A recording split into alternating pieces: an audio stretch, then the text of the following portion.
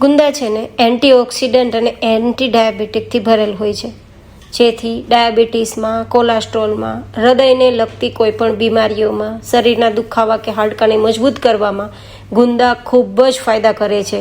તો કોઈને કોઈ રીતે ગુંદા ખાવા જોઈએ. તો આ જ ડિમ્પલ્સ ડિસીઝમાં ગુંદાની કાચરી તમારી સાથે શેર થશે, જેને 1 વર્ષ નહીં પણ 5 વર્ષ સુધી સ્ટોર કરશો ને તો પણ ખરાબ નહીં થાય તે રીતે તૈયાર થશે.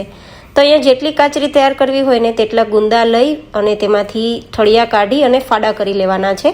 અને હવે તેની ચિકાસ કાઢવા માટે થોડી ખાટી છાશ લેવાની છે અને તેમાં 4 ચમચી મીઠું ઉમેરવાનું છે અને 1 ચમચી હળદર મિક્સ કરવાનો છે. અને પછી બધા જ ગુંદાને આ રીતે છાશમાં મિક્સ કરી દેવાના, 1 દિવસ માટે ઢાંકીને રાખી દેવાના.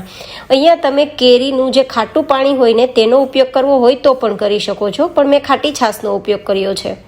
હવે આ રીતે આપણે 1 દિવસ પછી જોઈએ ને તો ગુંદાની બધી જ ચિકાસ નીકળી ગઈ છે. તો આપણે તેને એકવાર ગાળી લેશું જેથી છાશ નીકળી જાય અને ગુંદા આ રીતે થઈ જાય. તમે જુઓ, બિલકુલ ચિકાસ નથી ગુંદાના પેલામાં. હવે આપણે તેને કપડામાં પાથરી અને તડકે સૂકવી દઈશું જ્યાં સુધી સુકાય નહીં. અત્યારે એકદમ ફૂલ ગરમી હોય છે તો 2-3 દિવસમાં સુકાઈ જાય છે.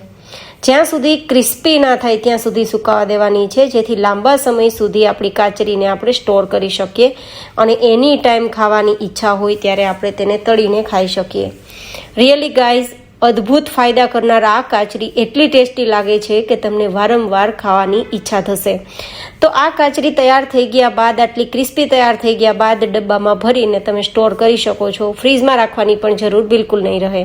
હવે તળવી હોય ત્યારે હાઈ ગરમ તેલમાં મીડિયમ ગેસની ફ્લેમ પર આપણે જેટલી કાચરી તળવી હોય તેટલી તેલમાં ઉમેરી અને તળાઈ જાય ને ફૂલી જાય ત્યારે આ રીતે બહાર કાઢી લેવાની. તમે જુઓ, ફૂલતા જ ગુંદાનો શેપ આવી ગયો હોય તેવું એકદમ લાગે છે અને મસળતા ભૂકો થઈ જાય તેટલી ક્રિસ્પી છે. આઈ હોપ કે તમને મારી આજની આ રેસીપી પસંદ આવી હશે.